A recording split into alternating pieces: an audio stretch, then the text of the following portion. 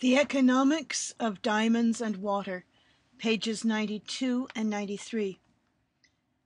For over 200 years, economists have hypothesized about why diamonds are so expensive and water so inexpensive, whereas water is so much more useful and necessary.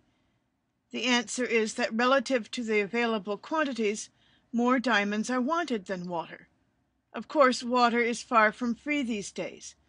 Some people regularly spend over $6 a gallon on bottled drinking water, and most homeowners must pay their local government for tap water.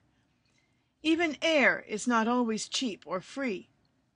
In Mexico City, for example, an adequate supply of breathable air is far from free. In this city of 19 million people and 3 million cars, dust, lead, and other chemical compounds make the air unsafe to breathe more than 300 days a year. Private companies are now operating oxygen booths in local parks and malls. Breathable air, which costs more than $1.60 per minute, has become a scarce commodity and generates considerable revenue. Interestingly, though, diamonds are not all that scarce. The volume of diamonds available for sale has been tightly and carefully monitored and controlled. For about 100 years, there has been precisely one source for diamonds, De Beers, a South African company which sells its own diamonds and those from other sources through a single agency, the Central Selling Organization. The Central Selling Organization has operated a central marketing system on behalf of the world's big producers, such as Botswana, Namibia, and Russia, and for De Beers' own mines in South Africa. The Central Selling Organization manages the stock of diamonds so that prices do not decline. During bad times, the organization collects and stores diamonds temporarily until times improve. Then, during good times, the organization releases diamonds to the market in a precisely controlled stream. Many people argue that De Beers is a monopolist, the only seller, and should therefore not be granted the ability to retain this position in the diamond business.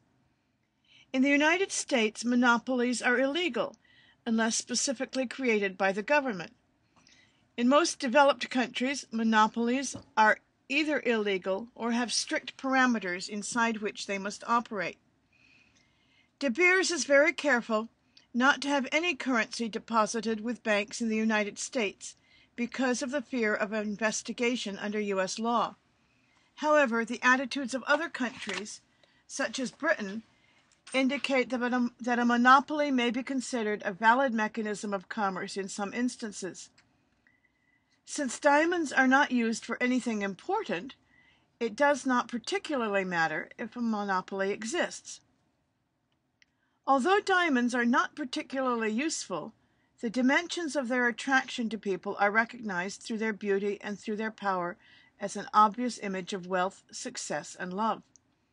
A U.S. advertising agency invented the slogan, "A diamond is forever," for De Beers prior to 1950. De Beers spends about $200 million a year promoting diamonds as a convention of love.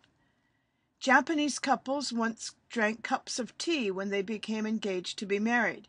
Instead, De Beers introduced many of them to the option of giving diamond engagement rings as a symbolic commitment to marriage.